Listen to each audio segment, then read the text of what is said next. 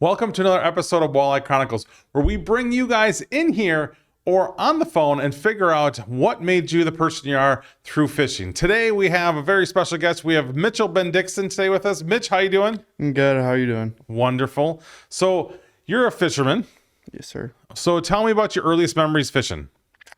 I'd have to say my earliest memories are we had a cabin growing up up on that'd be Lake Nokomis and Tomahawk. And so earliest memories is probably fishing off the dock with grandma and grandpa or my dad for bluegills and perch. Bluegills and perch. So what's your first fish you remember catching? Like a vivid memory of catching? Probably a perch, I would say. Small perch, not big, but small perch off the dock. So what about that first time fishing that kind of makes you want to always kind of go back and fish more and more and more? I don't know. It's weird because my dad fished, but he wasn't big into it. And I started and just couldn't get enough of it. And so I don't know if it was the peace and quiet or just the thrill of catching things that made me want to go back. It wasn't because you quickly became a better fisherman than your dad, was it? It might have been that. So a little background. I know Mitch, and I knew Mitch and his father. And Mitch is, unfortunately, Mitch is a better fisherman than you, and has been that way for a little bit. But yeah, Chris doesn't really fish a lot, but you kind of are crazy. You're over the top. How many days a week do you fish? 5, I'd say. And you do everything? You musky fish, you basic fish for whatever you can find. Yeah. What is your main fish you want to catch? What you're going for? I'd say muskies now, but walleye's close second. It depends on really the time of year. Okay. So what was the first lure you bought? Say a jointed Rapala. Jointed Rapala. What was the target species for that? What were you hoping to catch when you bought that? What was I hope I'm going to get this is I'm buying this for this fish. There was really no target species. I thought the bait looked cool. And so I bought it because it looked cool. And I was like, I hope I catch a big fish with this. What color combination? It was the pike pattern. Okay. That's cool. Growing up, how was you and Chris fishing together? Were you guys adversary? How'd that kind of go? It really depended if we were catching fish or not. Because if we were catching fish, we got along great. But as soon as we weren't, the bickering started and we started yelling at each other. And then once somebody said something that worked for fish, it just got worse. And so if I, for example, ice fishing, my dad, he likes to go and sit by the pack. He's a grouper. Yep, he's a grouper. And so if we go and Nothing wrong with groupers, but... No, but if he goes and puts us in the group and we catch a fish, I won't hear the end of it. But if I take us out in the middle of nowhere and we catch fish, I'll let him have it for the rest of the day. That's the best part of fishing, though, is the grind. It's kind of the getting on whoever you're with, and even be able to do that with your dad is pretty cool. So you remember any big blow-ups that you have ever had? Or anytime you broke something, or vice versa? I'd say in Canada was the worst for me and my dad, or just me? You and your dad. Oh, the worst is putting the live scope on my boat. That was the worst. What was about the live? Was it the live scope itself? It was putting the box in, because he wanted to build a bracket for it, and I just wanted it on the boat instead of screw it into the floorboards, and it just... And at this time, he had no idea what a live scope was? No, he had no idea. You just brought... How old were you at the time? I would have been 20. So you brought home a $1,600 piece of equipment? Yeah. And wanted to put it in the boat? Yeah. And he was confused by all that. Yes. I'm guessing, though, that, a lot of that is, you're bringing sorcery in the boat. Yeah. Well, that was a big day because we got a new trolling motor on the boat too. And that one blew his mind enough. And I brought home this piece of alien equipment to him. And so you've been dragging him into the 21st or 22nd century nonstop. Yeah. But he likes it, right? I mean, I think you've had him out with the live scope. And yeah, we went last year. I mean, he mainly fishes the river. Yep. But last year we went to Canada and he really got to see the live scope work up there. And that was really cool. Yeah. It's tough to kind of describe to somebody how live scope works and how it can help you until they actually see it in action. They catch something when they watch their their bait go down and fish come up and react. And Yeah. that's cool. So other than what about your low times fishing? Do you have a time where where you're just by yourself or wherever? What was the first time by yourself fishing like? The first time Dad let you take the boat out by yourself? So the first time I got to take the boat out by myself, I mean, I had friends with me if that counts, but it was me and Tyler Downs. Okay. And it was fishing on Crescent Lake in Rylander, Wisconsin. Okay. And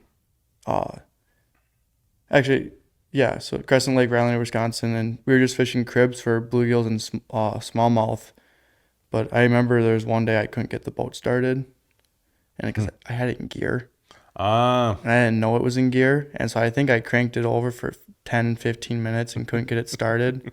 And finally, I had made the call. I didn't make the call. I was about to, and then I finally looked and I could see it was pressed all the way forward, and I look at you every time. I had to wait about 30 minutes for it to. So what was that like feeling when he gave you that? Did you have to ask him to go, or how did that go? It was kind of like all winter I was like, hey, I think I'm old enough to take your boat out this year, because I had a rowboat growing up on, or I had a rowboat on my grandparents' lake growing up, and finally I was like, I think I'm old enough to take your boat out this year, Dad. Like, let me take the big boat out. And it got to summertime, and he just kind of like handed me the keys, and he's like, don't break it, or you don't have a fishing boat for the rest of your life. And I'm like, okay.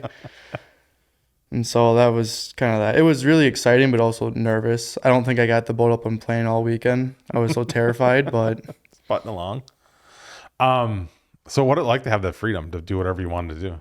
it was really cool, because whenever I would fish by myself, I was limited to 200 yards from the cabin because I didn't want to row any farther. And the way our lake on our cabin is there's a big lake and a little lake connected by a little channel. And being able to go over to the big lake and fish that was really cool because it was new territory. And Right. So was there a spot you went to immediately that you've always wanted to go that maybe you guys never went before? They're like, hey, I wish we could do this, but Dad was always driving. yeah, right away there's really no rocks in that lake, but there's one pile that sticks out of the water by like a foot, and I went right to that rock pile right away. Did you catch fish there? Caught a lot of smallies, yeah. Did you let him know that when he came back? No. Oh. Because he told me to stay away from the rocks. I went right to the rocks to fish for smallmouth. I get it. So, when you're on the rowboat, what was it like on the rowboat?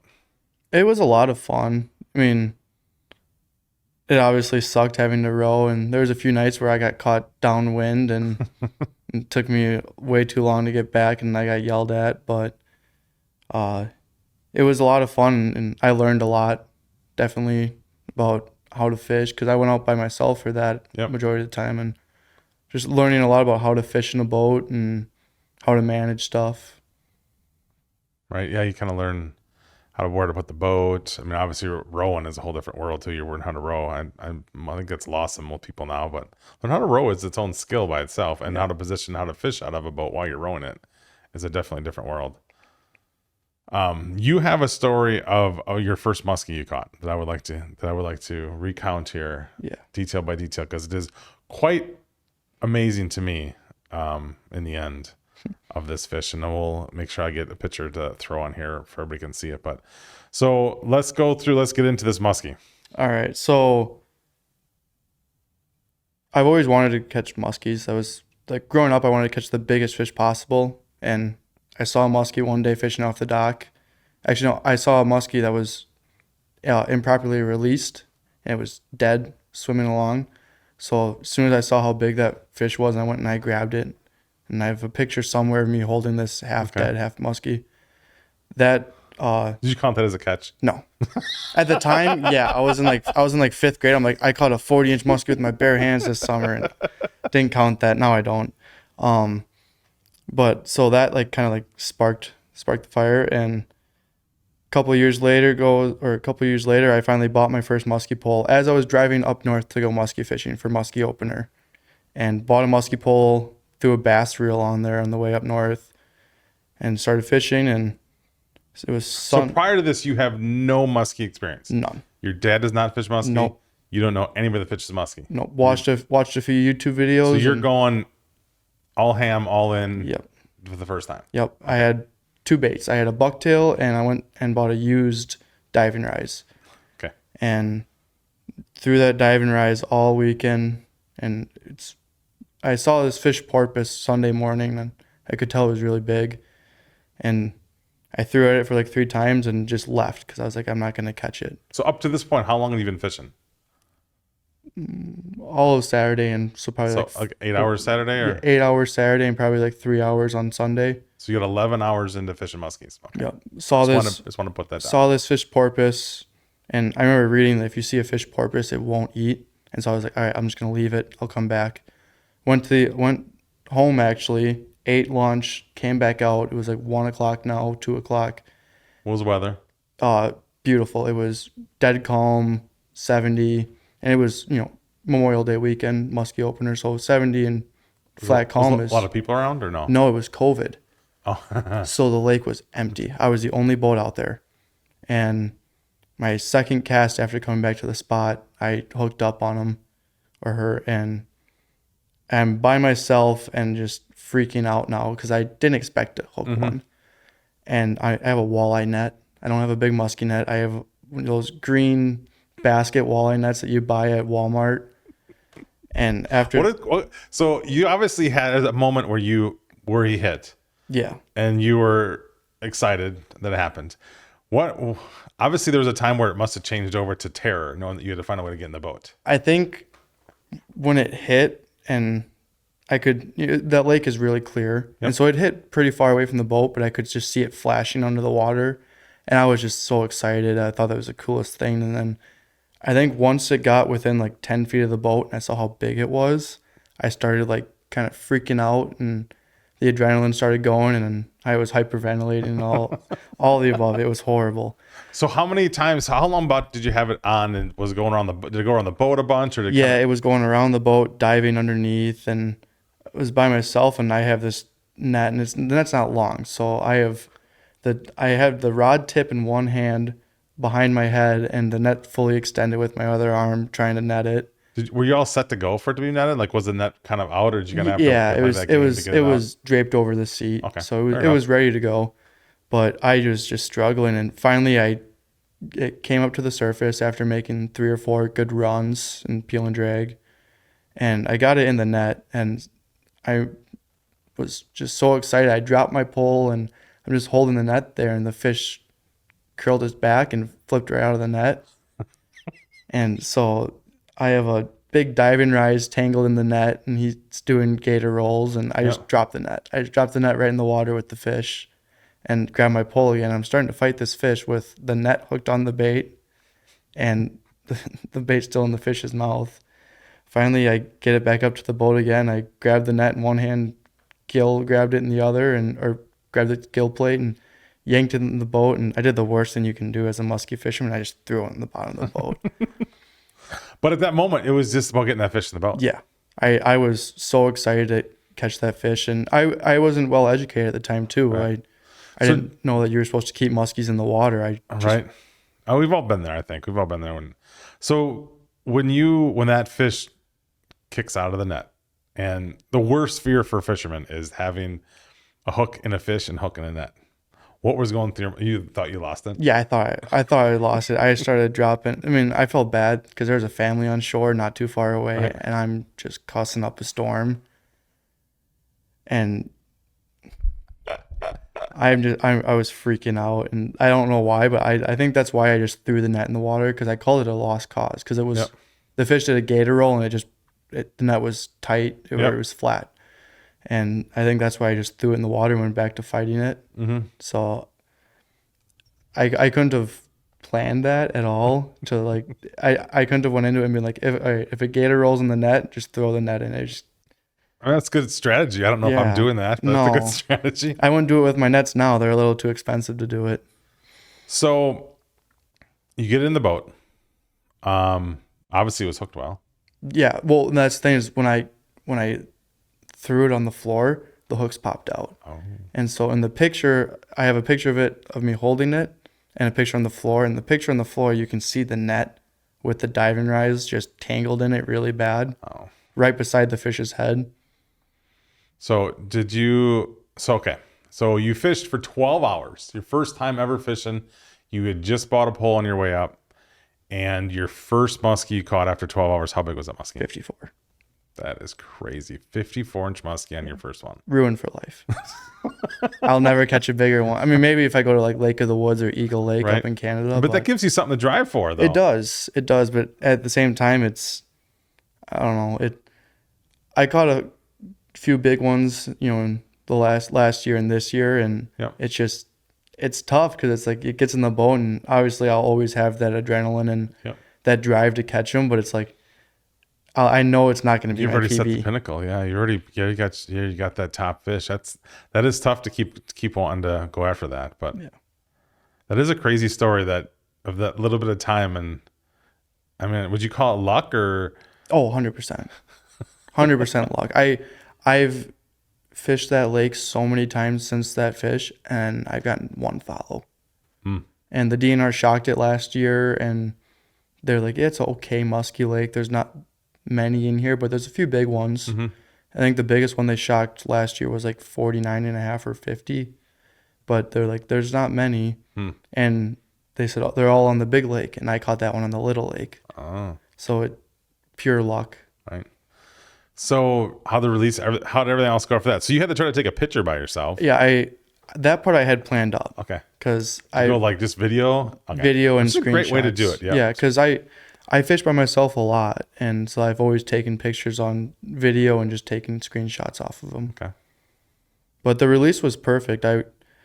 If I would have done that now, I would have thought, oh, that fish is gonna go belly up as soon as I put it in the water. But Right.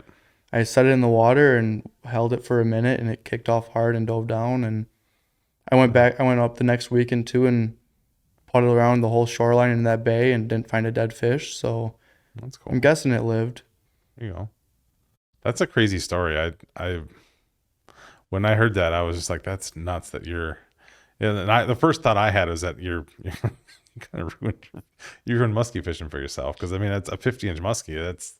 That's the grand poobah right there. There's really is. nothing more above that. But Yeah. But if you've seen where I've come from just gear wise from then since so how did that change? So you obviously went from being, I mean, a two lure muskie angler with a bass rod just to try it out to see how it goes. Kind of give yourself, if I'm gonna like it or not. To what's muskie like fishing muskies with Mitch now? I got too much tackle. I mean, the muskie community has a hold on me. Right. If I see a new bait come out, I'm getting 3 of them in different colors, different sizes. I got a big Lakewood box, the biggest one they make, and I can't fit another lure in there. Wow. What color was your lure that you caught it on? It was a Fire Tiger. Fire Tiger, of Yep. course. Fair. For the full version of this podcast, check out Fix TV. And remember, follow me on the talk at Smile and Fish and everywhere else at Matt Snell.